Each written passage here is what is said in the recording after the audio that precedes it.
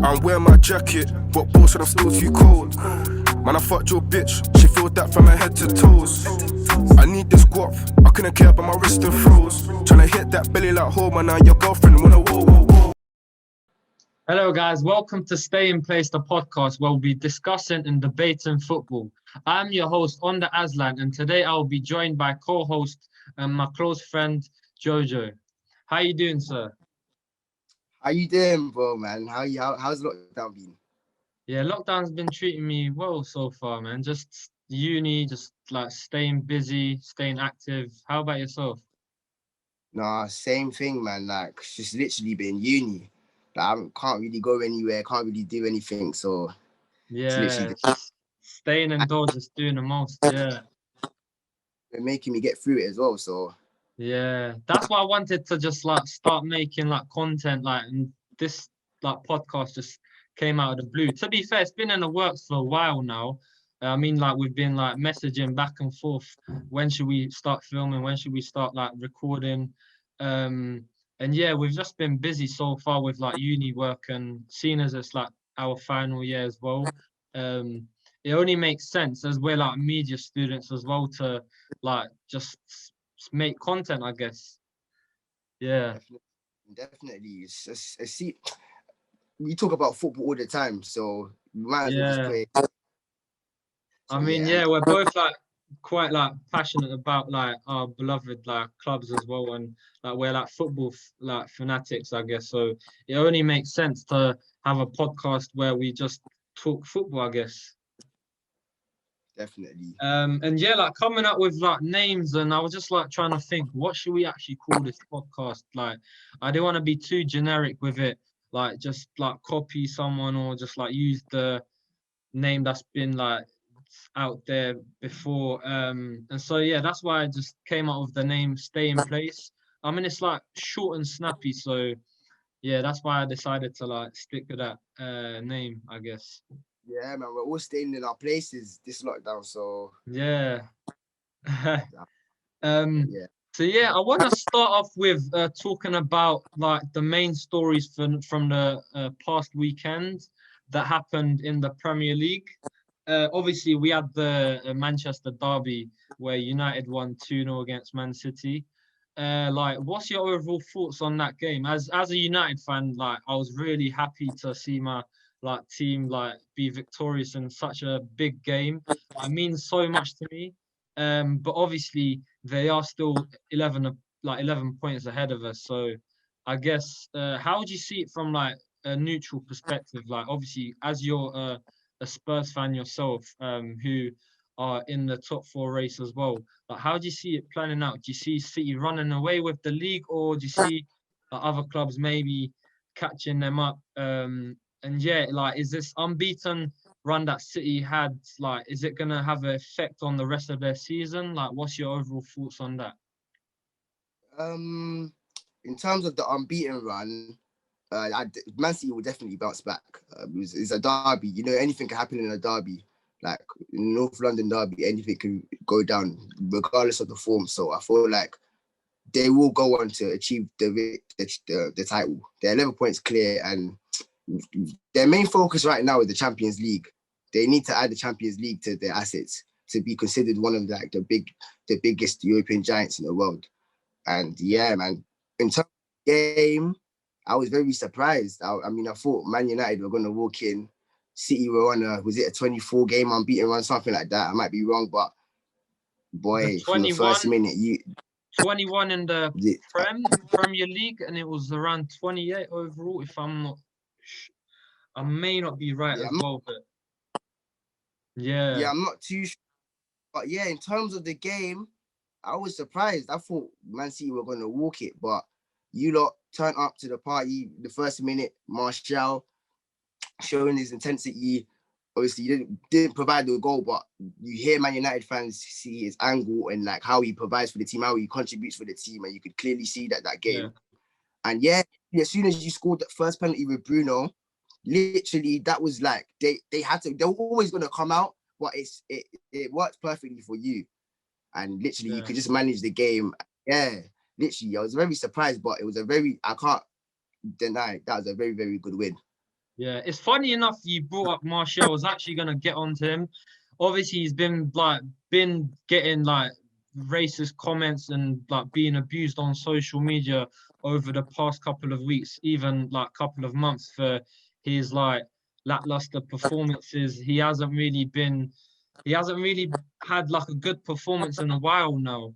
So as a United fan, like I was happy to see, although he didn't score in the game, I was really happy that like he proved the haters like wrong. Like he put in a really good performance, and he even got the man of the match. Like yeah, over the last like probably like last 5 6 months, yeah, we really haven't seen the real Anthony Martial. Like going back to last season, he scored 23 goals in all competitions. Like that was really a good stat for him in terms of like uh his personal record. And like yeah, I thought he was gonna go on to reach the height that we all know he can reach, but it's just been downhill since then, I guess. But hopefully, Sunday's performance helps him uh, get his belief back, and then make even better appearances, I guess, in the upcoming games. Yeah, I Yeah, feel like with the whole Martial thing, when you brought him into the club, I feel like you lot brought him there to be like the talisman. Like you didn't bring him there to just be contributing and this is that. You lot brought him there to do what Rashford's been doing, stepping up with the goals in major times. And I feel like unless up until like last season, that was really the only season, but like this season, every other season he's been there, and he's been at Man United for quite a while. He hasn't really shown those numbers. I feel like it's the numbers we're not seeing. But obviously, as a United fan, you're watching him in, week out. I don't know how you feel about him, but you're probably getting maybe a different perspective of like someone like me. I'm seeing the numbers and I'm thinking like something's just not right. Like something, it's only one season, literally. So it's like, yeah, but then at the same time, it's weird because he's young. It's weird because he's young. I think he's 25. And yeah, like everyone knows Martial has talent. Like, it's yeah, undeniable. You can see it. It's literally numbers. So yeah, it's just a bit of a weird one. Me personally, I would say I wouldn't sell Martial. I wouldn't move him on. I feel like because of the contribution. I really understand the contribution that it can help. It can really help, and you never know. He could really get his tallies up. So I feel yeah, like with Martial, he's just a work. But people obviously say that it's been a work in progress for a lot of years now since that yeah, debut goal against Liverpool. That is literally so that's the only argument. But me personally, I see the talent in there, and he's young. So me, I would still give him a bit more time. yeah. But yeah, As you but said, he's doing well though. yeah, as you said, he's been there for nearly almost 6 seasons. I remember 2015 when he was a 19-year-old Anthony Martial scoring in his debut against Liverpool.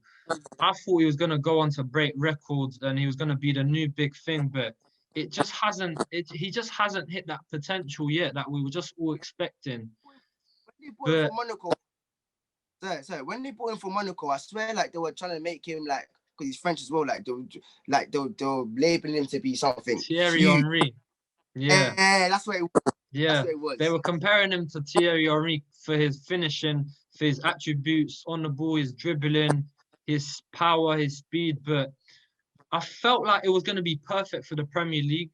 Like he has performances where it's top class, it's world class, but then it's just not consistent. One week he plays really good, and then the next it just goes downhill. But I guess that's just normality for every footballer. They're not going to keep up the standards throughout the whole season. But yeah, hopefully Sunday's performance strives him on to performing for the club and even winning trophies for the club over the course of the season.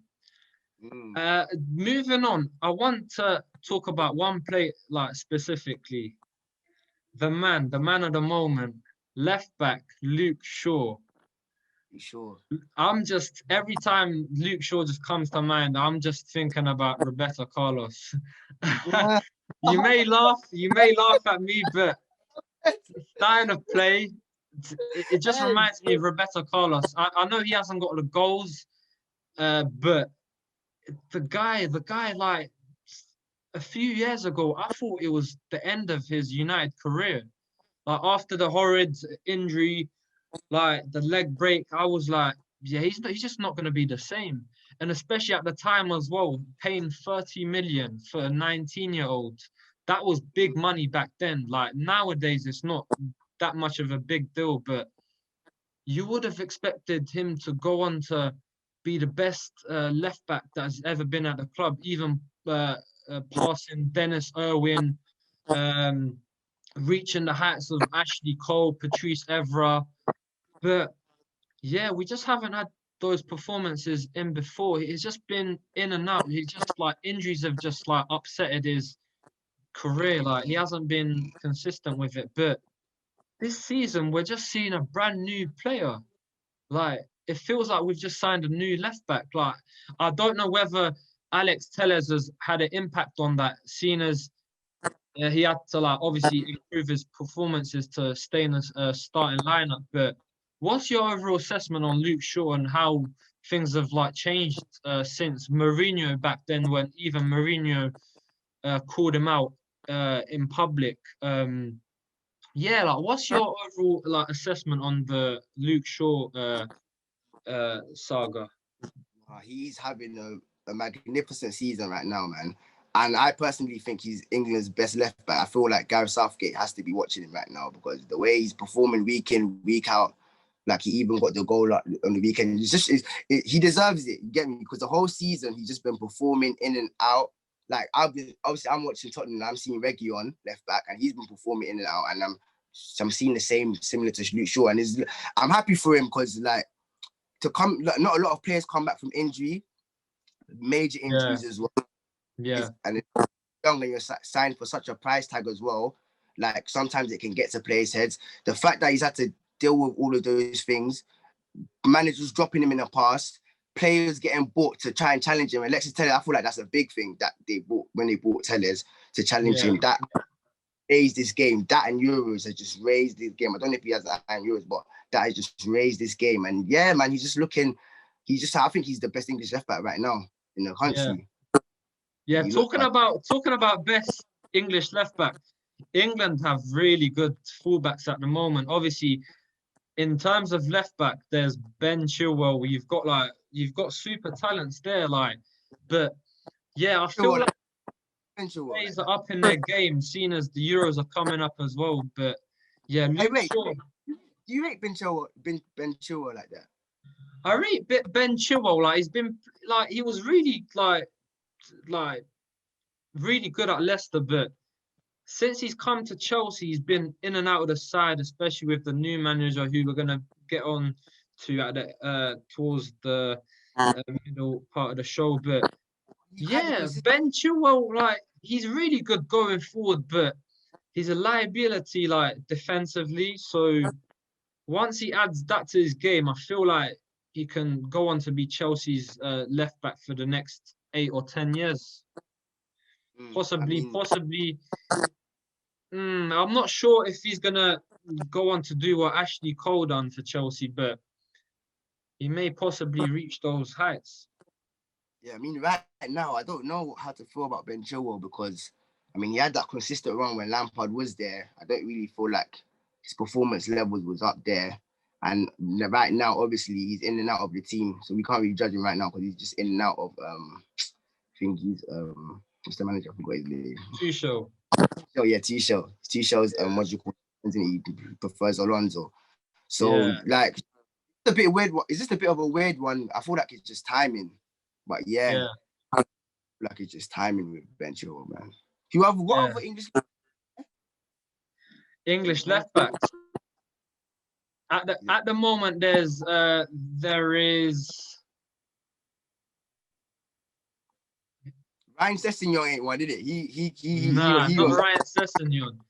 I was just about to say Ryan Bertrand, but yeah, I feel like right backs are more in competition than left backs, so that's why there's a better chance of if you are performing for your club, you can like make it into the England side, I guess. That's why Luke Shaw's really like standing out for me in terms of left back. Moving on, seeing as you are a Tottenham fan, and I just know since the sixth form days, you're just so passionate about your club. Like, I remember we were having arguments back in the day about who's best and which team's performing better. But a couple of players that I want to like talk about before I get on to the manager is Gareth Bale. Is he back to his best? Gareth Bale is back, man. Like, literally, with what it was with him, yeah, was he wasn't fully fit. It's definitely that, because since that Europa game, and since now in like his last like what 4 or 5, he's bagged in every one of them. Since then, he just looked like a new Gareth Bale. He just looked like, you wouldn't even say like the Gareth Bale of old, but just the new Gareth Bale that we need right now. We need, like, it's a Gareth Bale we need, even if he's not 100% fit. Like, obviously he's not really getting used for 90 minutes. He's always coming off, but now he's showing that we need him, and we need him right now crucially, because if we, like, a week ago I was thinking top 4 was over, but now the way everything's shaped, if we want to get that top 4, we need our front, we need Son, Kane, and him firing on all thingies. Cylinders, So yeah, with Bell, like, I'm just happy that he's back. Like, I hope he's back, because he might just go back, but I feel like he is back, and I feel like he's just ready to ride out the rest of the season. Yeah, but Gareth Bale, before he signed for Tottenham, I was shocked, because I was like, how are Real Madrid like letting go of such a world-class player? Like, the things he's done for Real Madrid, and he's like, they're just like not happy for him. They're just like not like aware of like what he's actually done for the club. Like 2 Champions Leagues, La Ligas. I was just shocked. But then obviously when he came to Tottenham, it was a farewell story, I guess. And yeah, like from the get-go, things were like looking a bit shady. Obviously, he weren't in the side. People were saying he's 31 now, 32 at the time. Like, saying, is he gonna like be the same Gareth Bale? Like, has he lost his speed? Does Mourinho even want to play him? Are they even just signing him to just sell like club shirts? Like, people saying all sorts of things, especially in the media. But yeah, at first I was like, Tottenham are looking really scary, but he weren't in the side, he weren't playing, he weren't getting any game time. So seeing him perform now, game after game, I'm actually really happy. As much as the Tottenham are a rival with us nowadays, like, I'm happy that he's doing well for his career, because at one point at Real Madrid, he was frozen out. Like, he weren't playing at all. He weren't even in the match day squads. But now you can see he's like kicking on, he's striving on. But saying that, he needs to do it consistently, because the Premier League's a tougher league than La Liga. It's the intensity is higher. You need to be able to have a high work rate to be able to be successful in the Premier League. Obviously, Bale back in his first time at Spurs, like, he was performing week in, week out, but obviously those was in his younger days. But obviously now he's getting older, you need to like manage him like even better as he's getting older. But yeah, I feel like Gareth Bale, you guys have really got a scary forward line, especially with the addition of Son and Harry Kane. Yeah, it's looking really scary for the Premier League. Looking good. It's looking good. Right now, the season hasn't been great, but we need to really see out the season strong. That's what we need to do. And the focal point is Champions League next season, and the trophy. Obviously, we brought Mourinho in for a trophy, and we're in a cup final. Obviously, we're up against City, so it might be a bit sticky, but you never know. But the main thing is, I feel like a trophy is actually so mad important, but we need to get Champions League football. Like, we need Champions League. team that we need to be in the Champions League to attract these top players to try and take it to the next level. You get me? Yeah. So yeah, like with Gareth Bale, I'm happy that his form, that he's picking up his form again. I mean, in Real Madrid, Zinedine Zidane basically shut him out in that last season. Like, it was very well. And you think why would the top manager and a top team like that just like not include you in anything? And you'd obviously think, right, is he doing something wrong? Like, it's just, maybe he's not fit. And at the beginning of the season, when he came, he weren't even like, obviously he wasn't really getting the game time, I understand. But when he was, like, he wasn't really making an impact. He was smiling on the bench, this and that. Like, everything was like, it's almost like, right, he wanted his Rosie Mary return. Like, yeah, get me. So it's like, I'm just happy now he's kicking into that form. So I know it was the fitness. So now he needs to be consistent with it towards the end of the season. Then we can look from there. I would like to keep him. If he keeps his consistency, I would love to keep him. Yeah, I feel like looking back now, why he weren't being played, as you said, I think it was just a case of fitness, really, like kicking on. Like, obviously, the La Liga's, like I said, La Liga's very different to the Premier League. So even the training is very like different. Like, the intensity is even higher. So I feel like, yeah, it was just a case of just building up his fitness in order to play game after game. But yeah, Tottenham are looking on the high at the moment. Back in obviously October times, obviously I don't want to like bring it up there. After the 6-1 defeat, I was scared for my life. I was like, Tottenham are gonna run away with the league. But then obviously there was a dip in form like November, December, January, but then now like Tottenham are like climbing up the table slowly and slowly. But I feel like you guys have a really good chance of like ending the season with a trophy, I guess. As you said, you've got a good shout at the Carabao Cup, so let's see. But another player I want to talk about is Dele Alli. Dele Alli, when he first came to the Premier League, he was dubbed to be the new Steven Gerrard. He was scoring week in, week out, left foot, right foot, headers. But like we were talking about Anthony Martial earlier, he just hasn't hit those heights that you just expected. Although he came on a cheap as well. I think it was around 5 million from MK Dons. He was even close to leaving the club on loan in the summer window transfer. But you can just see finally he's getting back to his rhythm. He's like starting to build confidence. So what do you think that is down to? Is it the manager? Is it Mourinho like giving him confidence? Is it him just being self-aware and thinking, I'm at a big club, I have to start performing, I have to start winning trophies? Yeah, what do you think it's like down to for his like dip in form and like rise to that potential that we are like waiting for, I guess? Do you know with Dele Alli, yeah, when he first came, he hit such a high that became his expectation every single season. And it was so high, like there was even one season he bagged 20 goals. Like he was bagging goals, he was really contributing to the team, scoring in big goals in big games. Like, he was a huge player. Obviously the form dipped.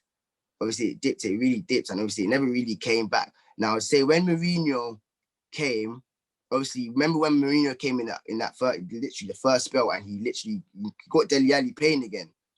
Yeah. So, but then all of a sudden he just went missing. Like, literally in his last spell with Pochettino, he almost went missing. Like, he was just missing. And then when Mourinho came, he got him playing again, and then the consistency wasn't there. And that's what I just feel like it was with Dele Alli. Like, I don't feel like Mourinho was being harsh on him. I feel like he just wanted the best out of him. Like, see how he wanted the best out of him, Dele, and he got that. Like, if you're going to work in that work, obviously you've seen Amazon Prime. Like, the first episode with Dele Alli, he's already calling him a lazy. You get me? So it's like, yeah, man. Like, I feel like it's down to him if he wants to. Like, I feel like it's really like with Dele. Dele's one of them ones. Like, I feel like it's his own consistency. Like, earlier on, like a couple of weeks back, the way he was performing, I didn't even mind selling him. I'm not even gonna lie. Yeah. But looking at it now, if you actually deep it, we don't really have that many, like, then our number 10s, like, that role, like, obviously he can play that role. Obviously he plays higher up the midfield, yeah, but obviously he can play that role as well. We don't really, the way we were losing games, we needed someone like we know that he can bring that. So it's all on Dele Alli, man. But obviously now, past couple of games, he's like really upped his tempo, and I'm happy for him, and I hope he just continues and just tries to be consistent again. And yeah, hoping the best for Dele Alli. Like as you said, he's got potential, but it's just about reaching those heights and just he striving set on to such be the best high Dele Alli. heights, like he set such high heights for himself that like literally it was always going to be hard being consistent with those heights. But the drop off wasn't really expected. The way he dropped off fully, like it was a full drop off that wasn't really expected. So it's all about like him trying to get back there. And it's like when Mourinho first came in, we were thinking, he's gonna he's scoring consistently now. Then he just faded away, and it's like, how many times did he, like, come on, like, you get me? But now it's like he's still a top player. Like, don't get me wrong, and that's still like I feel like with Dele now is like you just have to work with him and see. But if it doesn't work this season, I feel like he needs to get moved on, because right now Edward in the team, and right now like we need to like right now the way especially our challenges as well, the way they're looking to like bring into strength in the summer, we need to also do the same. We can't really be taking in mediocre players into next season if we want to be serious. So hopefully he can like improve on, like, he can keep his consistency. Personally, for me, I feel like Mourinho is the perfect manager. But obviously, there's been questions in the past. Is his man management good enough? Because obviously he has a history of falling out with players in previous clubs. Obviously, you have Chelsea where he had Hazard, and then looking at United where he fell out with Luke Shaw and called him out. Mourinho is a type of character where if you don't work for him, if you don't do what he wants, obviously it's going to be the same with every manager. They want you to play a certain role. You're going to have to play the certain role. Otherwise, you're not going to be in a team. But with Mourinho, I feel like if you don't do one, if you do, let's say, for example, he gives you 10 things to do. If you do all 9 things that he wants you to do, but leave out that one thing, I feel like he's gonna like hate you. He's not gonna like you. Like, I feel like for Mourinho, you have to like do as he says. Like, but obviously, I personally, Mourinho, like, obviously, when he was in charge at United, I used to adore the man. Like, you can just tell, like, whatever club he manages, he really cares for the club, like, inside out as well. But at Tottenham, like, it just hasn't hit those standards yet. Like, in terms of Mourinho and clubs, like, he wins everywhere he goes. Like, no matter whether it's a FA Cup, League Cup, Europa League, Premier League, Champions League. But so far in his Tottenham, it's his 3rd season, right? So Second. First full season, but his second season. He usually has this like 3rd syndrome where, like, you would expect right now to be higher up the table. I get what you mean. where he either leaves or just doesn't like perform. Or but what's your like overall assessment on Mourinho? Like, how do you think it's like transitioned from like obviously his 1st season at the club till like now? Like, do you see him staying beyond this season and maybe like next season, or do you think it's like coming to the end of his time at Spurs? Obviously, Spurs have objectives as well. So, do you think like he's gonna like match those objectives that like Daniel Levy has probably set out to him, or how do you think it's gonna like all plan out? Right now, like, when it comes to the Spurs fans, it's so mixed. People want him in, people want him out. Like, people, you either like him or you don't like him. When it comes to me, when I judge Mourinho, obviously he came in, we were 14th place. He stirred us to a 6th place finish. So that was like, I'm happy. Obviously, he got us into Europe. So that one was a season where, obviously he was going to really be judged this season. And Mourinho's a winner, and the way we were beginning the season, the way we were playing, what we were doing is we were just sitting back, we were consuming the pressure, and we were hitting teams on the break, with like literally with proper, like Kane and Son were scoring literally every week. It was crazy.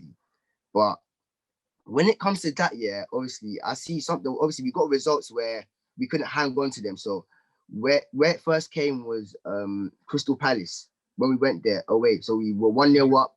Exact same thing we've been doing. So this is how I'm judging it. We did the exact same thing we've been doing, but we weren't able to hold on, and it kept happening. It kept repeating. We were getting 1-0 leads. Literally, I feel like the tactic is working, but individual mistakes was costing it. And that's why I'm judging. That's why I still feel like he's a good coach, because I feel like in all of those games, it could be excuses, but in all of those games, we were literally a couple minutes away from winning it. We couldn't hold it out. I feel like the personnel we have, Sanchez and Dyer, they just can't do it.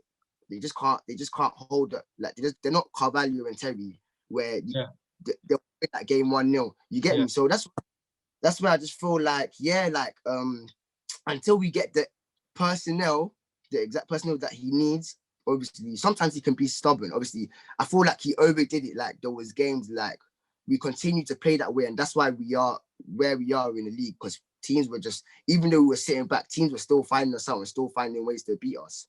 And obviously confidence was just going low. And that's the only like downfall I would say with Mourinho, like that stubbornness not to change.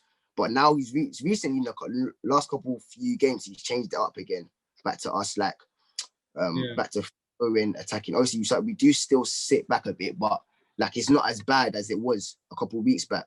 So I feel like this summer's huge. I feel like if we get the personnel, not Dyer and Sanchez, the serious personnel that we need to go to take us to the heights of winning trophies consistently, then Mourinho's tactics will implement into our team, and then I feel like we could get positives. I feel like we could get trophies. That's how I see it, because I feel like at the beginning it was. If you deep it was working. Like we were top of the league up until December. Like the style of play was working. We were getting in front of games. We were holding it off. Individual mistakes kept costing us. If it wasn't for those individual mistakes, obviously these are all. If it wasn't for, but I feel like if it wasn't for those individual mistakes, if we had the right personnel, we get away with those points. We're flying. We're not in this position right now. So yeah, like, I feel like for me is the personnel. So I feel like I'm like, obviously right now he still needs to get Champions League. I feel like Champions League is mad important. Like we need to be at least and a trophy, because we haven't seen a trophy since 2008, bro. Man, it's too long. You get me? Yeah. It's so mad. It's too long. We need a trophy. So obviously that was the main thing we brought him in for anyway, because Poch, we were playing fantastic football, but Poch wasn't getting us through. That's why people will obviously regret us sacking Poch. I don't really regret it, because obviously it was the way it was sinking, and it's like for 5 years we were doing the same thing. Obviously I love Poch. Like I love Poch. Like obviously 5 years we were doing the same exact thing, but it wasn't getting us nowhere. I want us. If we have to park the flipping plane, I just need a trophy right now. So right now that's what I come with Mourinho, man. Like he's a winner. He's won everywhere he's been to. Even at Man United, yeah, it was rocky. It was rocky at times. Obviously, you lot didn't want to see some sort of football because you've been growing up used to football, attacking football. Yeah. He still won you the Europa. He still won you the Carabao Cup. He's a winner, man. Right now, we need to win. Harry Kane, like we're not gonna look at him in a couple of years' time thinking, "Raw, like what your achievements was like what player of the months, player of the years, leagues." Come on, like that's exactly what I was gonna get onto. Before Harry Kane, I was gonna talk about the style of play, Mourinho's style of play. Obviously, Mourinho has this history of as we say, parking the bus in the big games, but it's like I totally agree with you. As long as you're winning football games, it don't really matter whether you park the bus or you play a different style of football. Like if it's winning you the trophies at the end of the day, that's all that matters. So I guess, and Mourinho is the type of person, he don't really care. Like I don't think he really cares about like the media's opinions and whatnot. Obviously, Does not care. there has been backlash in the media when he's been doing his like post-match interviews and whatnot. Like, obviously, yeah, you know the memes that are like doing the numbers nowadays. But yeah, Mourinho, he's just got a winner's mentality. That's all. Like you can't really have a bad thing to say about him apart from him. Like maybe one thing I don't agree about Mourinho and his actions is calling out players because that doesn't do anything for the confidence. Because yeah, they're human beings at the end of the day. Like people are thinking, oh, because they're footballers, they don't really care. Like they're getting paid like after the games, they're like still millionaires. Like, but they do care at the end of the day because it's their work. That's what like they're entitled to do, type of thing. But moving on to Harry Kane. Wait, let me ask you one more thing, Mourinho, yeah? One more thing about Yeah. Mourinho. Like, do you think his a lot of people will argue his tactics are outdated? Like a couple of years ago when he was with Porto and Chelsea, that's when like the tactics, the game has moved, is developed, people would say. Do you think his tactics are outdated? What do you think? Like, do you think? Personally, I don't think his tactics are outdated because obviously tactics are dependent on the type of players you have. As you was talking about personnel, maybe Dyer and Sanchez aren't his type of players. Like you compared them to John Terry and Carvalho. Like yeah, like, it depends on the players. He can only do as much as he can with the players that he has. Obviously, if he buys his types of players, then that's when you can really like comment on his tactics and really get to think about whether if it's like the right thing to do or if that's the right formation to play. But obviously, you can't really say much about his tactics if they're not his type of players. Obviously, he's trying to do the most with the players that he has in his squad, but the question is, are they players like are those players like his type of players like the Harry Kanes and the Sons and the Dele Allis and the Llorises and the Auriers and the Davises and the Reguilons? Like, are they his type of players? That's the big question that we're like all asking for. But yeah, no, Mourinho. Like I said, Mourinho. He's a winner. You can never doubt the Man, person. Like his CV speaks for itself. Right. He's done too much for the game for us to now hate on him and just like not like give him like a mention. there are managers that do fade away, bro. Like, Yeah, they oh do man, towards the end of their career. Like Louis van Gaal is a good example. But yeah, I guess passion comes to it as well.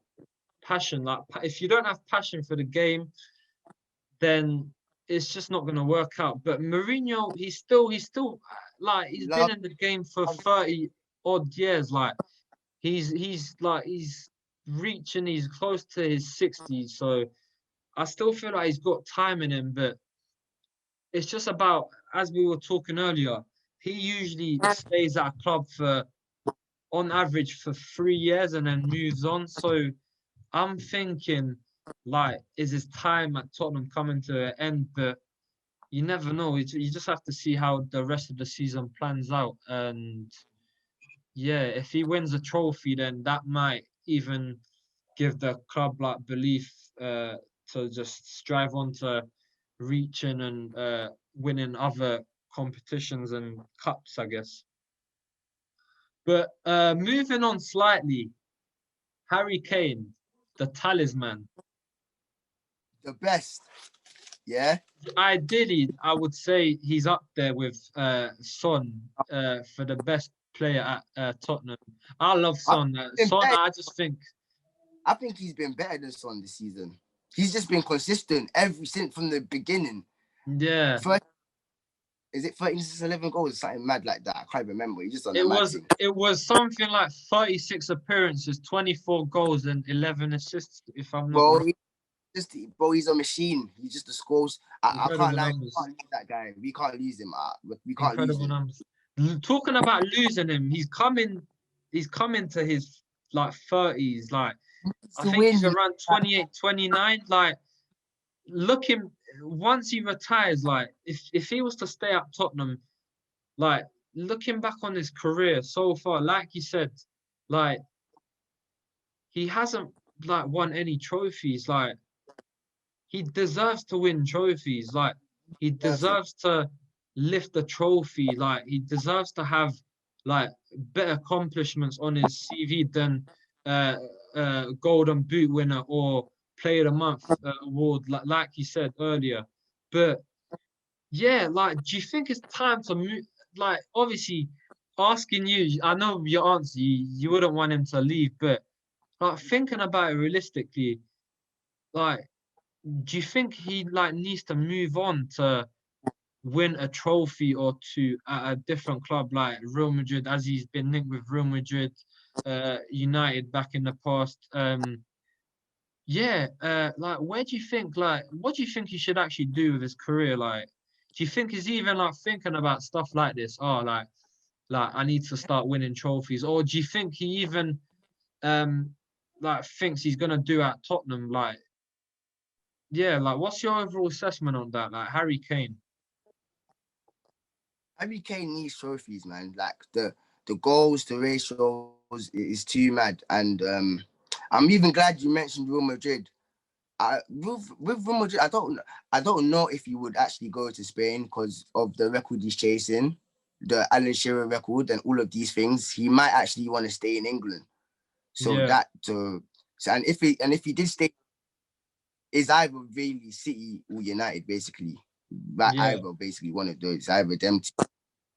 I would say, yeah, to him, if I was him, I would have to assess in this summer, because this is a major summer. I keep forgetting the age. Is he 29 or 28? I can't remember, but it's just like he's in a major point of his career where he needs to think like, are Tottenham really looking serious right now to win the Premier League, or the big trophies, Premier Leagues and Champions? That's what yeah, he needs to get his hands on, not no FA Cup and the big trophies. Are Tottenham looking to win a Champions League or a Premier League going into the next season?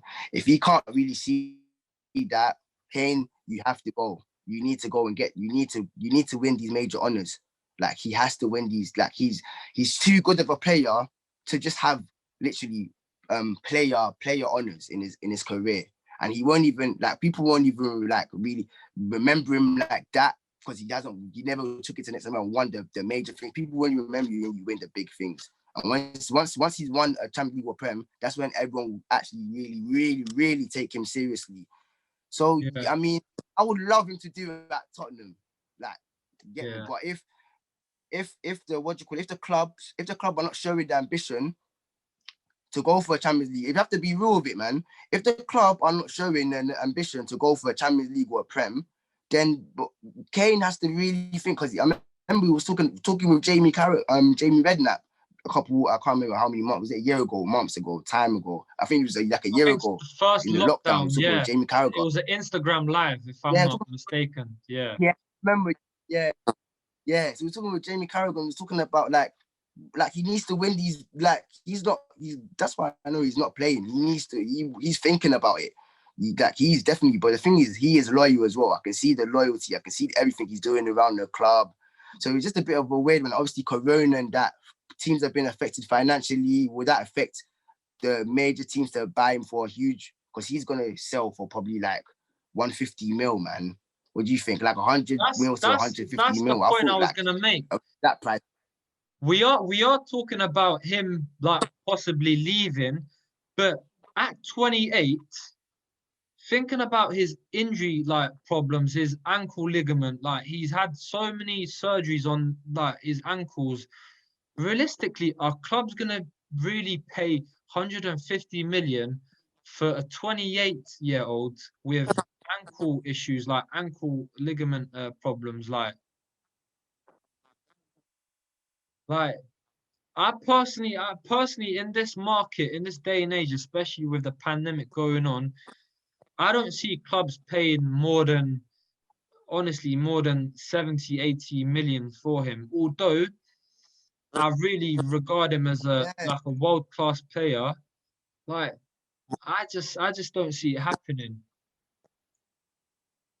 I mean that works for me. If he stays at Tottenham, then boy, if no one's prepared to pay over 80 mil, because you're not Tottenham are not accepting 80 million for Harry Kane. Like his goals is like he's literally his goal scoring records up there with Lewandowski and that. Like literally. So like obviously with the pandemic, a lot of teams would have probably financially cut down a bit. You get Yeah, me? it wouldn't be So stable. And he's a I leader as mean that's well. good, but I We're mean, forgetting that he's a really hmm? good leader. He's a really good leader. Like in interviews and whatnot, I was hearing that like he's really like appreciated in the dressing room as well. Like they players look up to him, the younger ones like look up to him as a leader, and like they ask him for advice and whatnot. So yeah, that may play like a part in like maybe convincing clubs to like sign him as well, because nowadays you don't really find too many leaders in like dressing rooms. So Bro, he's Mr. Tottenham. You see it on the pitch. His work, bro. Every game, he's one game. Kane never goes missing or hiding. It's only a rare, literally, it'll be a rare occasion. You'll never hardly see this guy going missing or hiding. Like he's so valuable for our team, and he's always popping out goals. He's so consistent. He's too valuable to us. And yeah, yeah, I'll be happy if teams can't really. I would only really see Man City being able to buy him, and he'll fit yeah, perfectly for Man City. Look at Jesus right now. yeah. They need a striker. They They need a need a nine. replacement for Sergio Aguero as well, as Jesus Yeah, ain't really they need hitting a the heights replacement of. for him, and Yeah, he is not it. And yeah, man, I just hope. I feel like he will give us one more season next season. I feel yeah, like he will, just because of how everything's been. I feel like he will be here next season, boy. And obviously, I think that will be Jose Mourinho's last season as well. I think as well. So yeah, yeah, hopefully he just wins big. yeah. We need I to. see him. I see him. I see him. Yeah, like you said, probably another season or two before he starts thinking about his like next career move if he wants like a new challenge. But moving on from Mr. Tottenham, I want to get on to Chelsea and talk a bit about the new manager Tuchel. But before we talk about him, uh, I want to mention Frank Lampard. Obviously, Frank Lampard, before he came to Chelsea, he managed Derby County for a season and like done really, really well. Just missed out on the promotion. But yeah, when Frank Lampard came to Chelsea, he was obviously this super Frank and club legend and whatnot. But people are still questioning, can he do it in the big games? Like, can he do it in a big time? Like, is he gonna be able to handle the pressure of managing a big club like Chelsea? We obviously saw that he handled the pressure of playing for Chelsea, but a managerial position is completely different to playing. It brings more pressure as with playing, you have your teammates who support you, but with being a manager, it's just you. Everyone's looking at you. But in his first season, he managed to finish in the top four. He got Chelsea to the final of the FA Cup.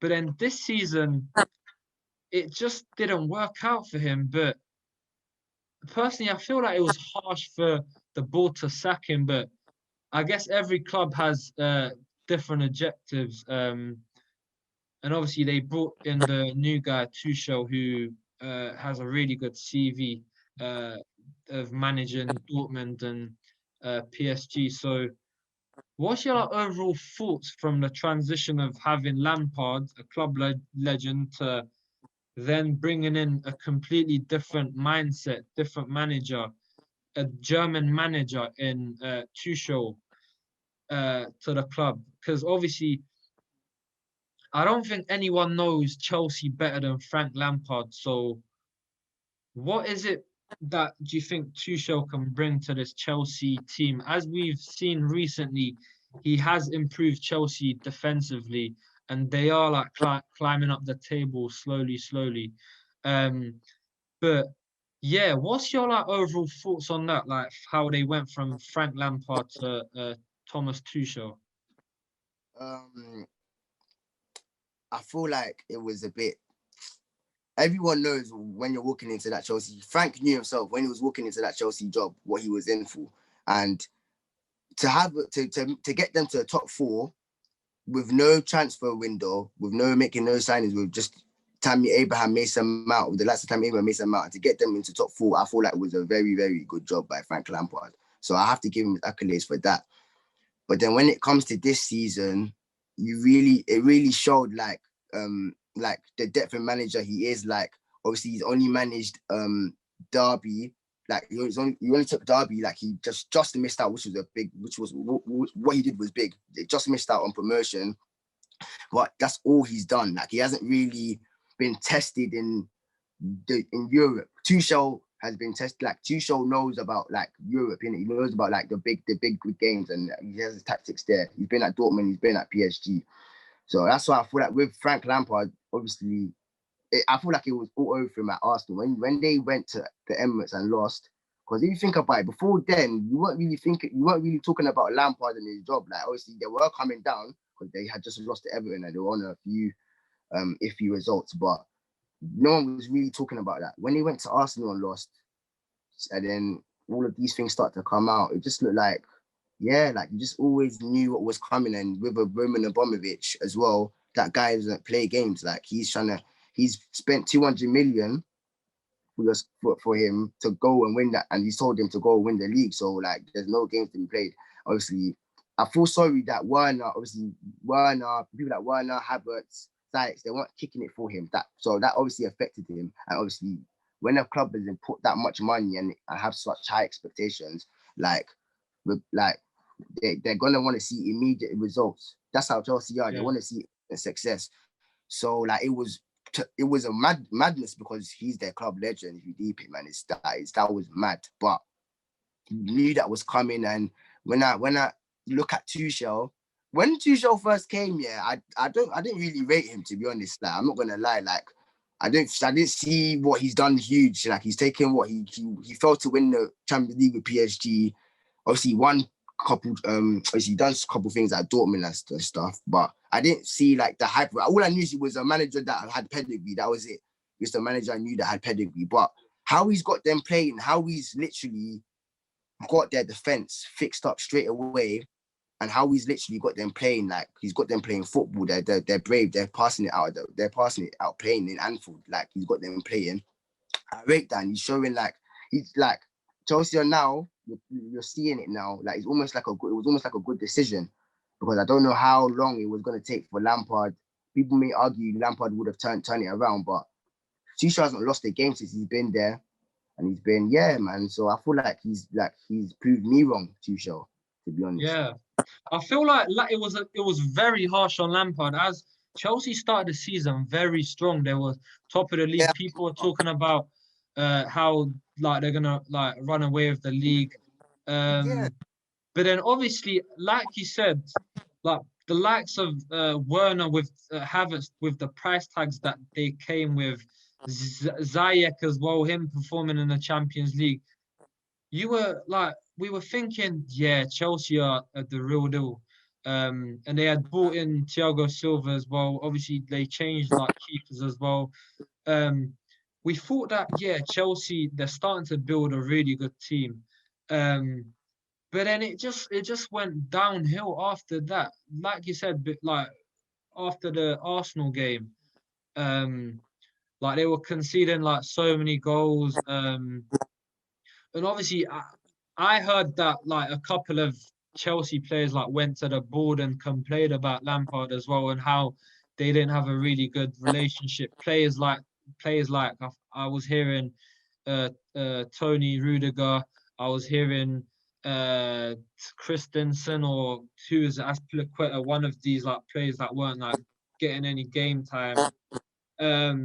So I feel like that did have an impact on the dressing room. So people even saying like he lost the dressing room, but when he obviously got sacked, players like Mason Mount and Reece James and Tammy Abraham came out of post saying, thank you for what you've done for me in my career. So I feel like, like he was loved by players, but obviously he didn't have a really good bond with a couple of like the members of the dressing room. So I feel like that did play its part in like him getting sacked. But yeah, Tuchel, I feel like Tuchel, like he's a winner. Like you said, he's experienced. He's been in the big games. He's took PSG to the final of the Champions League. And so far, yeah, the results have been really good. Like you said, he hasn't lost a game so far. Yeah, things are looking on the high for him. Even the win against Atletico in the Champions League, where Giroud scored like a basketball kick. So yeah, things are looking really good for Tuchel and Chelsea. But moving on, one of the biggest main stories of the weekend, Liverpool Football Club. What's going on? Well, I don't even know what's happening. Like, I don't know what, I honestly don't know what's going on at Liverpool Football Club. I don't like, at the beginning, it wasn't even this bad. Obviously, they've lost Van Dijk and Gomez and Matip for a while now. And at the beginning, I remember they nicked the win late and then they beat Crystal Palace 7-0 literally a couple of days later. And you're, but it's like since those periods, is like their front three just haven't been firing, and obviously their back line isn't there. Obviously, you have to take have to take to consideration, yeah, that they don't, like, they're missing 3 of their major back 4 players. You get me? And it's like if any Big 6 team was to miss that, like, they will definitely be affected. But the talent that they have going forward should not be thinking 6 L's, 6 home losses. Like, it was, how long was it before that even L? That it was it was an unbeaten run of 3 to 4 years of like not losing at home, and then like you said, 6 on the bounce. That's just something doesn't make sense. Obviously, there's been the things with obviously Allison's dad, Klopp's mom. Like, they're going through, like, their team, if you think about it, is going through a lot. Yeah. I feel like they're going through a bad patch. Going through a bad patch. Yeah, obviously that's like obviously had an impact, as you said, like Virgil van Dijk, like their like leader, who's been outstanding since he's like arrived at the club. Even players like Salah, although he hasn't really been like performing, he still has 17 goals like in the Premier, like in all competitions this season, which is like extraordinary. Like if you think about how bad like Liverpool's been playing, but I don't know whether it's a case of like fatigue or like people are saying. Jamie Carragher was saying, that they're the best champions that have ever like won the league, and how they were gonna go on to like do the double. But obviously this club, like from where they came from, where like they hadn't won a trophy for so long, and then they obviously won the Champions League, and then just missing out on the Premier League, and then the next season winning the Premier League. Like they've actually come a long way, but obviously the heights of the Premier League, that's just a normality. Like you would expect the club that won the Premier League the season before to go on to win it again. But it's just the pressure of the Premier League, I guess. If you're not performing at your best, then you will be like singled out, I guess. But yeah, like what like factors? What do you think? Do you think they're done? Do you think personally, they're done? Personally, I don't feel like they're done, because it would be really harsh to say they're done, because they haven't got their like strongest lineup on paper at the moment, especially with the addition of like Virgil van Dijk and how they brought in 2 like young centre backs. Like, let's be real, they were never gonna replace Virgil van Dijk, but Yeah, for me, I feel like it's a case of just refreshing the team, like bringing in new faces. Because after a while, Yeah, I feel like having the same players like season after season. I feel like they've had the same players for like since Klopp's obviously arrived, like 4 or 5 seasons. I feel like once they bring in like a couple of like new faces and just like refresh the team, I feel like yeah, I feel like yeah, they'll be like back to their best. And also, like I said, like fatigue is probably a main factor. Obviously, as the Premier League is like quite like high intensity, like especially with playing like Champions League and like FA Cup and League Cup, like clubs nowadays are having to play like 2, 3 games per week. So that will like catch up with you and have a impact on like the players like fitness and like recovery. So I don't think they're finished, but yeah, they're just going through a bad patch. That's how I see things. But losing to Fulham at the weekend, that doesn't make any sense. yeah, I, like I Fulham, know Fulham got Parker's got them playing, but yeah, that that that was like a point I was gonna get onto as well. Like Fulham at the start of the season when they had lost to Fulham, Aston Villa, you just thought they were yeah, just in this to just make up the numbers.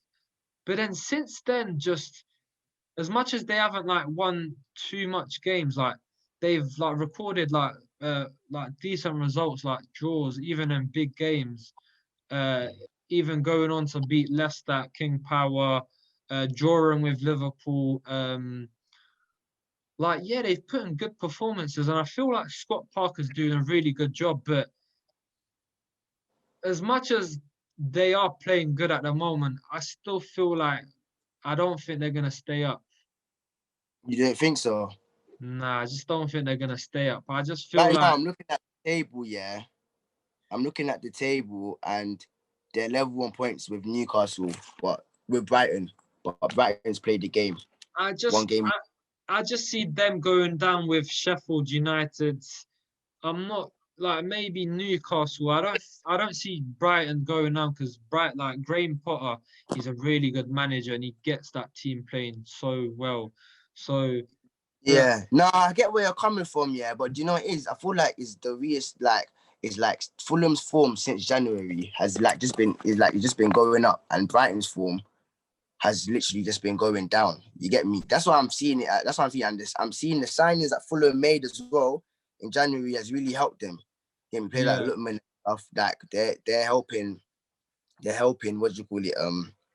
Get Fulham these results. When we played Fulham both times, they were both two difficult games. So I yeah, mean, Scott Parker's got them playing. I feel like he's gonna keep them up. I feel like they've got a huge chance of staying up now, especially that was a big win at Anfield. But I get yeah, where you're coming from. Like they could just easily flip up. like yeah, like obviously it's Fulham. They could easily go into like any time period. They can just go into a bad form, and if they go in bad form, they're in big trouble. But I feel like because of the way they've been grinding games recently, trying to get the odd point, every point counts. Literally, they're trying to get the odd point there and then. 3 points at Anfield. They drew with us at White Hart Lane. I feel like Scott Parker's really like no, he's got them playing and he can keep them up, man. That's my opinion. Yeah, one player that has resurrected his career and is looking like he's getting back to his best is my boy Jay Lings, Hey, that's your Jesse guy. Lingard. Jesse Hey, Lingard. At the start of the season, yeah.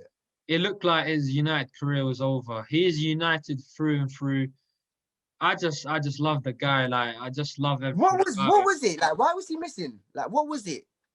It was simply just Bruno. It's just simple. I Bruno. say They're when someone fighting like for the Bruno. same position, same spot. It was just simple.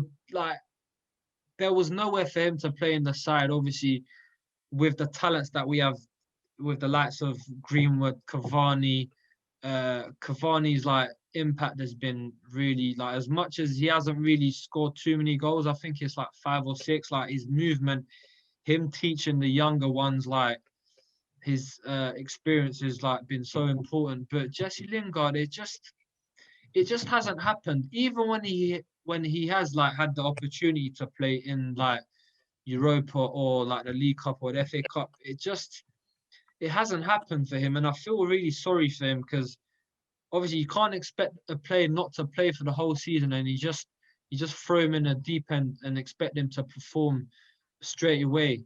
Players need like match rhythm, like match fitness in order to perform.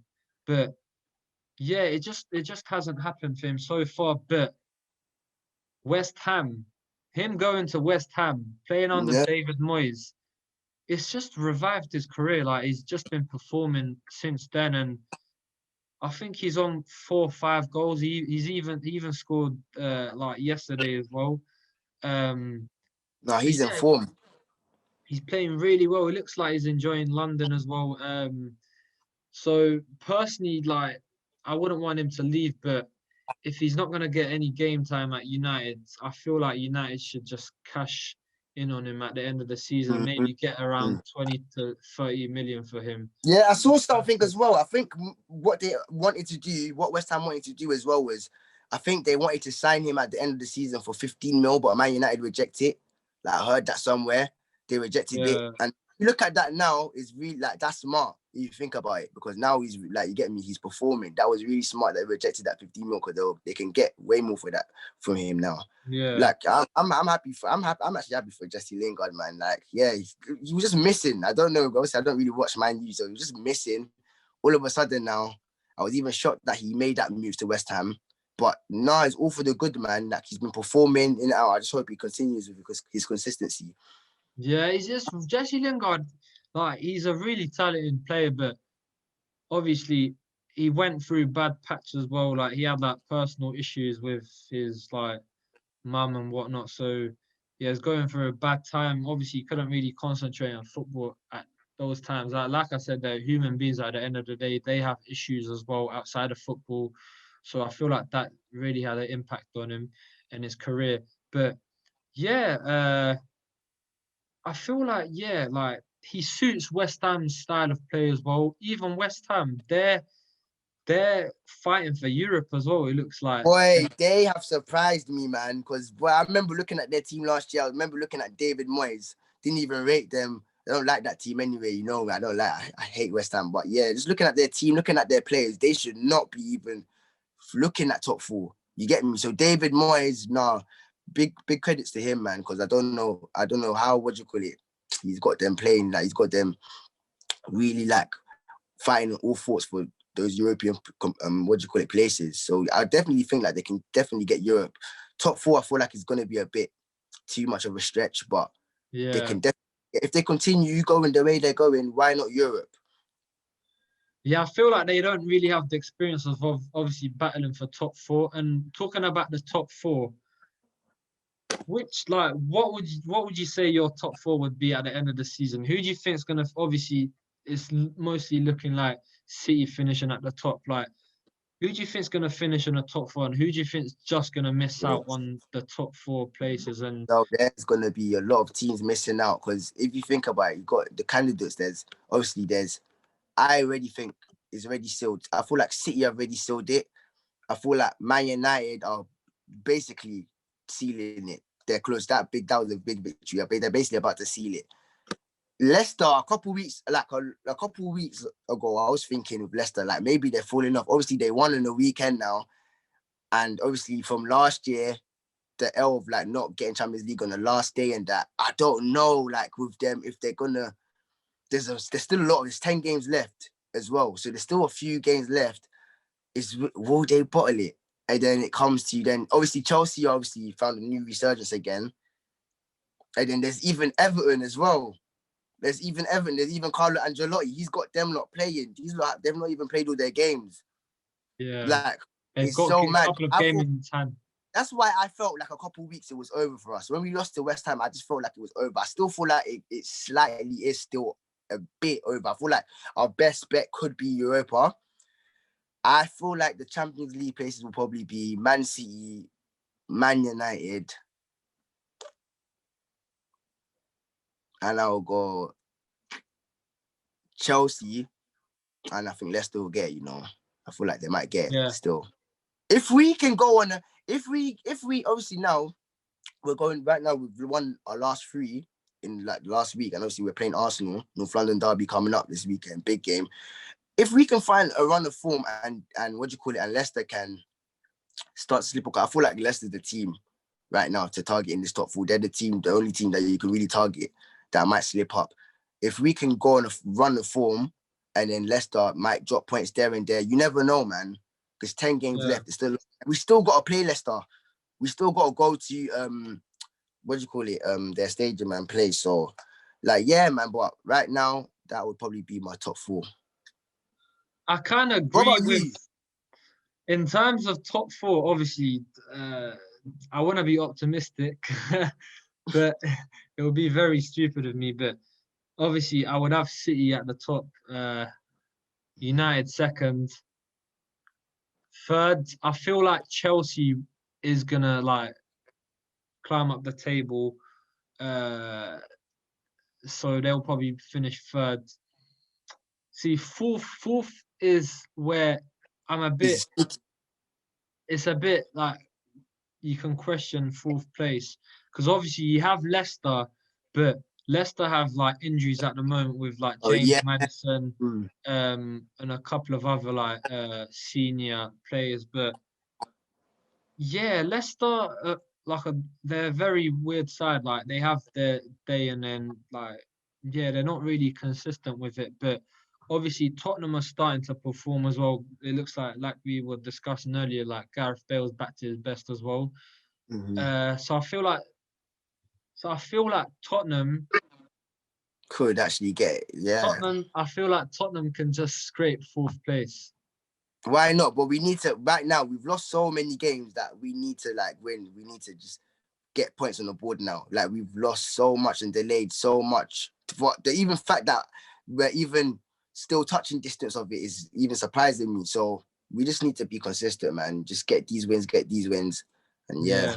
But then saying that, we still can't really forget about the Liverpools and the Leicesters and the Evertons and West Ham's who. You forget. I forgot. I ruled out Liverpool. Who are still. I forgot. Yeah. See what like the weekend's results done on Liverpool's name. They're just.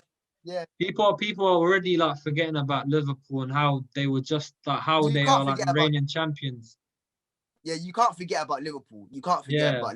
But it's just a bit mad right now. Like they're like that. I think they're trying to be optimistic with Virgil van Dijk maybe coming back before the end of the season, but it's very like unlikely. And personally, I wouldn't. That's a move that I wouldn't risk. Although he wants to play for like the Netherlands and the Euros, and obviously like play like a couple of like games for Liverpool towards the end of the season, but. Yeah, Liverpool, I just don't see them finishing the top 4. They're just not this season. I feel like it's just a write-off. It's just literally it's all collapsed. It's collapsed, man. Like even the lineup. What did you think of that lineup? Like when I was looking at the lineup, I was like, why is there so many changes? Why am I seeing youngsters across the back line like I think it was Mane weren't starting. I was seeing Origi. Like, I was just like, then I can just tell I was like, yeah, it's fatigue, therefore, or it's like it's a case of like I was saying earlier, it's a case of having like fresh faces in around the team and the squad, and sometimes you just need a change. Do you think we can question? I know what Klopp's done, but do you think we can question some of his recent decisions, like recently, like taking Salah off that starting lineup? Like, it's a bit questionable, man. Like, is he gonna do what happened at the end of his Dortmund career? You get me? Like the way he faded away, is that gonna? Obviously, there's gonna be a debate. Is it Klopp? Is it down to Klopp? But then again. We don't know the players as much as he does. He knows the players inside out. He knows their personal information. He knows what they're good at, what they're bad at, if they're going through a bad patch or if they're just not on their A game. Like we can't really question Jurgen Klopp because, like we said, like he's been there. He's coming up to 5 seasons, so he knows the players like inside out. But obviously, you are gonna question why is he taking his best player off like when they're losing. Like it is gonna get you thinking about, yeah, is it the manager? Like, is it down to the manager? But at the end of the day, it's the players that are playing on the pitch. Like those are the ones that have to perform in order for the club to win or like grind out a result. But yeah, Yeah, I but feel do like you think like do you think like, because even in his interviews, like it was everyday excuses, you get me? Do you feel like that transferred onto the players and now like look at the results? Literally every interview he was doing, it was an excuse. It was this, it was that, it was a United penalty this, or injury this, or just excuses, like just looking weak. Like, do you think that's transferred onto the pitch now, and that's why like maybe their results have been the way they've been? Because they've been confusing results. Like Fulham at yeah, home 1-0 makes no sense. I'm sorry, man. personally, like that's just him. That's just his personality. That's just the energy that he brings to like the media and like the journalists. Like obviously he's been like criticized in the past and recently about like his post-match like celebrations, how like he was like jumping onto the pitch like punching like the air. But obviously when he does lose, like he is a bit of a like a sore loser. He does come across as like quite arrogant and Mm. yeah, and like yeah, he don't really like it when like managers do that to him.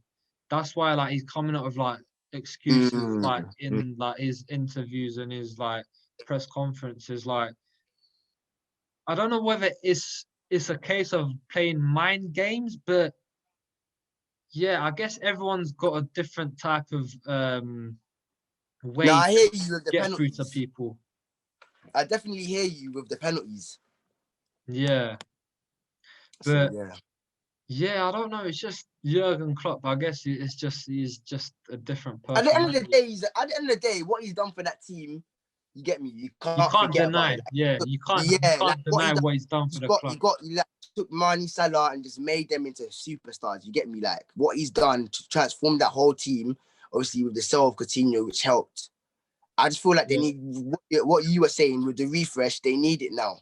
They need that yeah, refresh. They need to, maybe they might need to sell a one asset, and they can. I feel like they can, and then maybe bring in some new faces, and then just make approach the new season with a different mentality. like how they done with Coutinho. How much did they sold him Yeah, for 140 million? What did they do with that? They went and bought a new keeper for 75 million and went and bought Van Dijk for around the same figure. And what did it do? Transform the club. Sometimes you have to make those kind of sacrifices in order for the club to to move move on forward. to reach those heights. Like Mm, with those players that they brought in, they went on to win the biggest competitions in world football, Champions League and Premier League. Like mm. it's just Yeah, you can't deny it. it's incredible. You can't just deny the work that he's done and the club's like the club has really transformed from where they were like a couple of seasons ago to now. But obviously, like I said, it's the standards that are like setting the pressure on like the club. Obviously, uh, it's the same with United as well. United were winning like the league season after season under Fergie, but now obviously as they are not winning like leagues or like cups as much as like they used to back in the day, there's like spotlight on them. There's that pressure on them, and as Liverpool's that side now, that club that's like used to winning things recently, like Expected to win. exactly. They've got that pressure on him, like those expectations that you have to win. You Mhm. just have to win. There's no other way around it. Talking about winning No, and definitely. tactics and just playing attacking football goals, my next point leads us on to Leeds Mm. Football Club and Marco Bielsa. Uh, Leeds, like when they first came to the Premier League, I wasn't too sure about the style of play and how like the season was gonna like plan out for them. But I feel like they've got a stat where they've scored as much as they've conceded. It's mad. So on one hand, it's good for the fans because they're seeing goals go in. But then on the other hand, they're conceding a lot. So, like, what do you think about the style of play that like Marco Bielsa has like brought to the Premier League? Like, personally, I enjoy watching Leeds. Yeah, no. Every Leeds game I enjoy Leeds games, to be honest. But it's very dangerous. It's a very dangerous style. And he's brave of it. And if he can get them safe, I feel like their main focus is just to stay right now, submit their place in the Premier League, and then move forward. Right now, if he can get them, hey, someone's interrupting this. Oh, hold on, 2 seconds. Uh,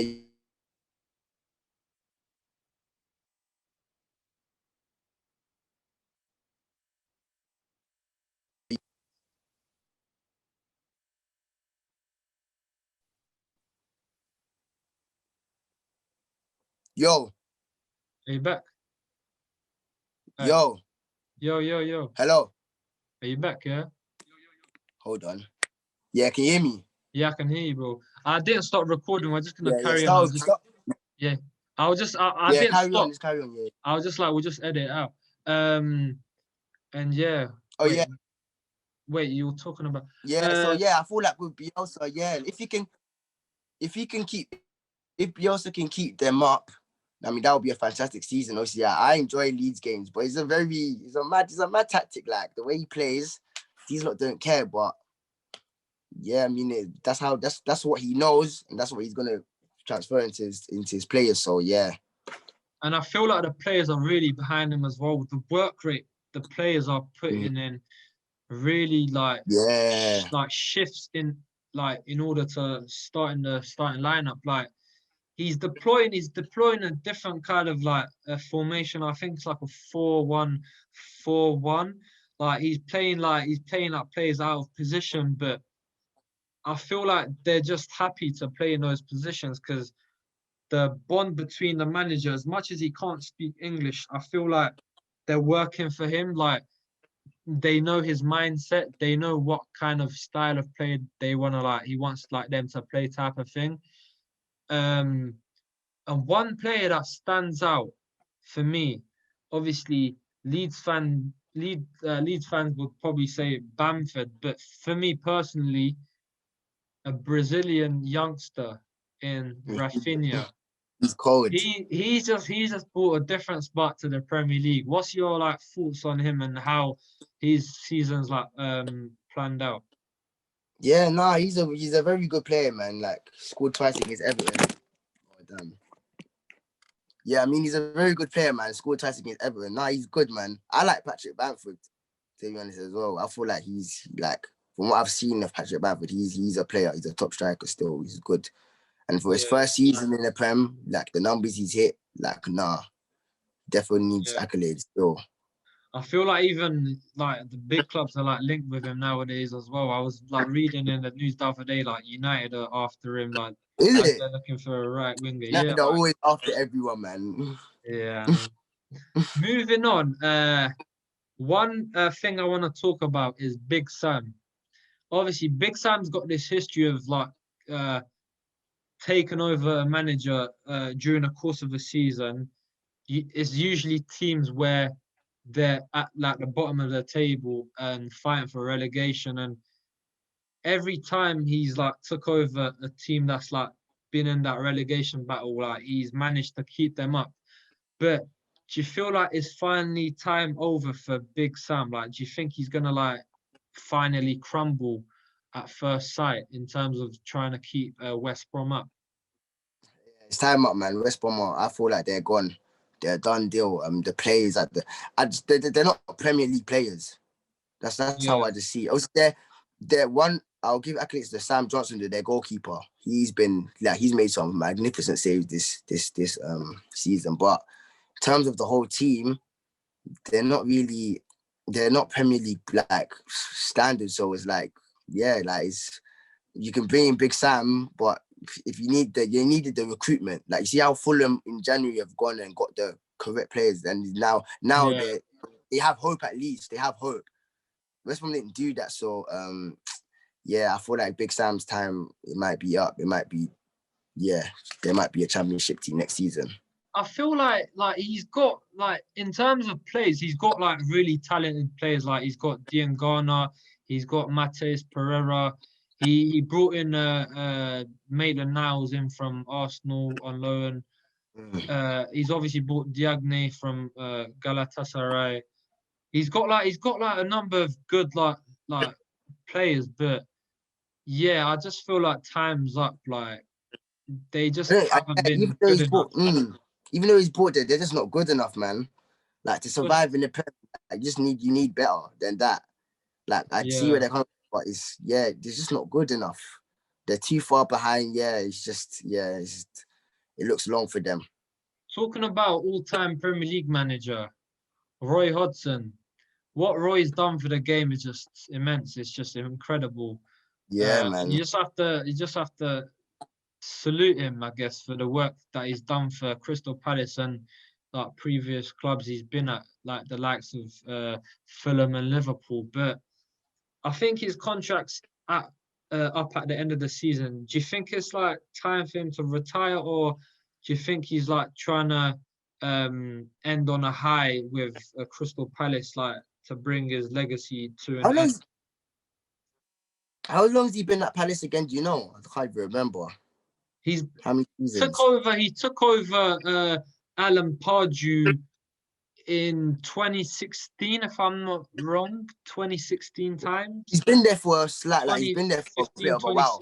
He's been there for like up to like maybe 5 seasons or so.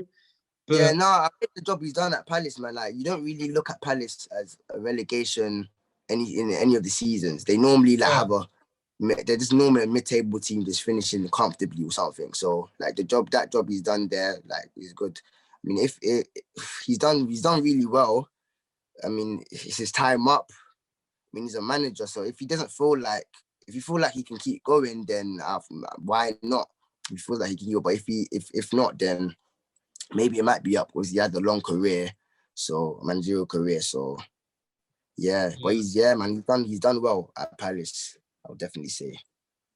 Moving on from the Premier League, I just want to mention the midweek games. Obviously, we have Europa League and the Champions League over the course of the next couple of days.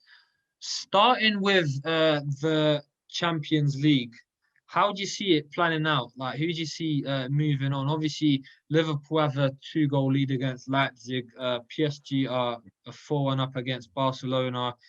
Dortmund are 3-2 up against Sevilla, and Juventus are losing 2-1 on aggregate to Porto. So who do you see that progressing? Do you see the scoreline staying the same? Do you see the clubs that are winning on aggregate like progressing, or do you see like any upsets on the cards?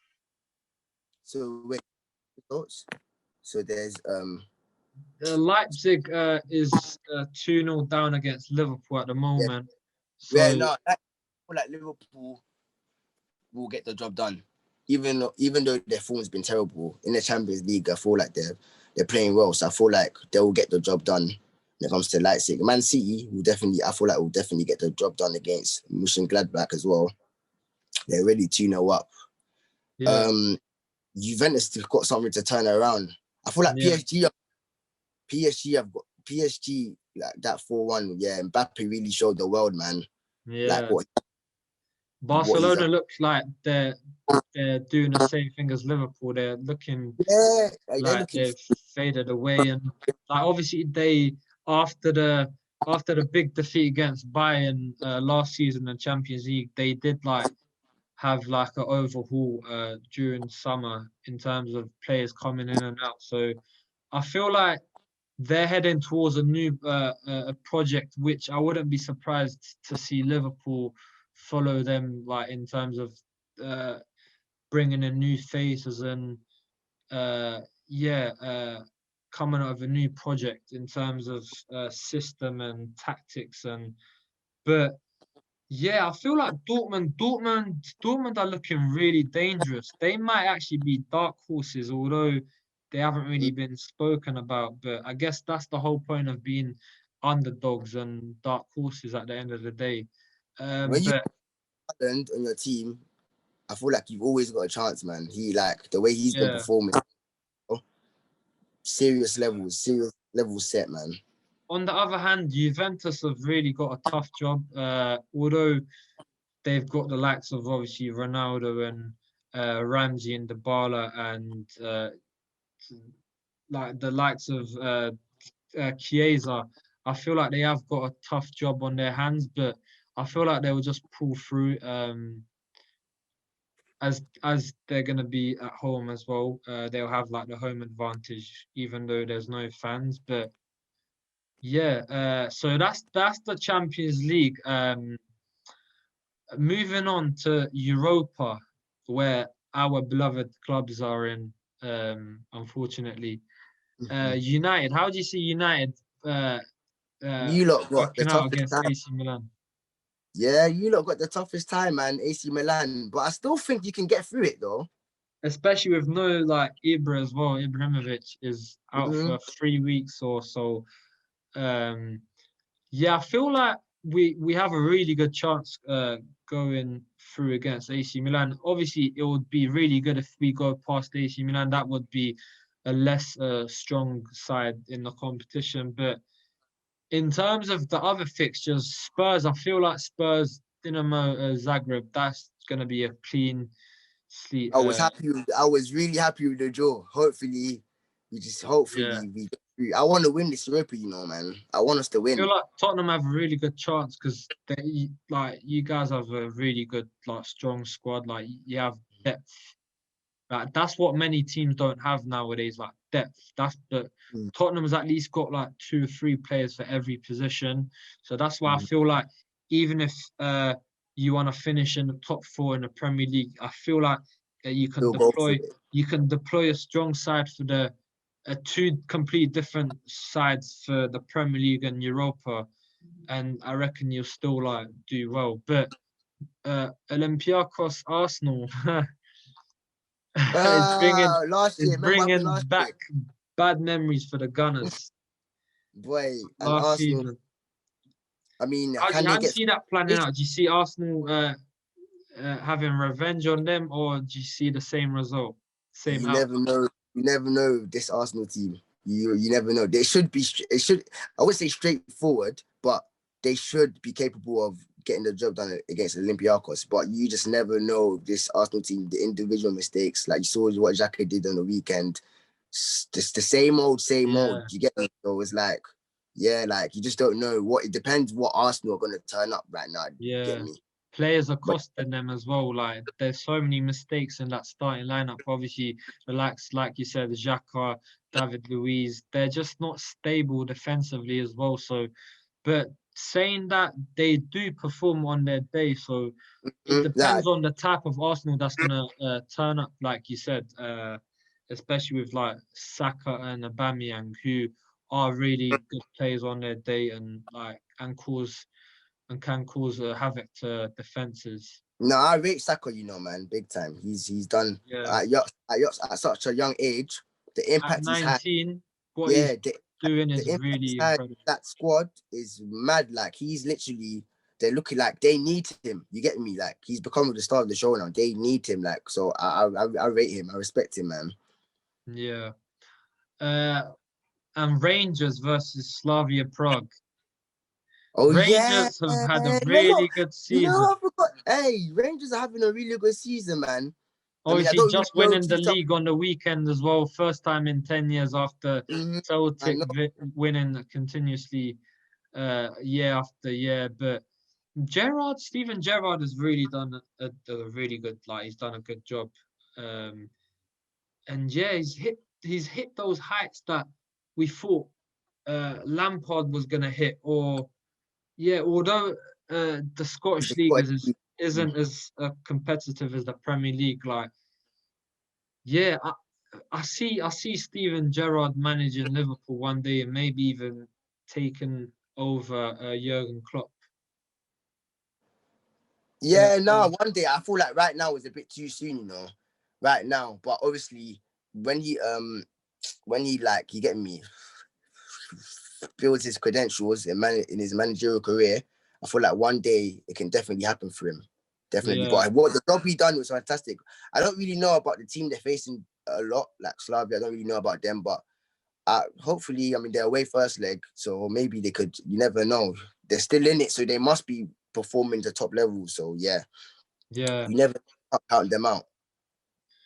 Finally, just before we wrap up, I just want to talk a bit about the upcoming fixtures on the weekend, in particular, the North London derby.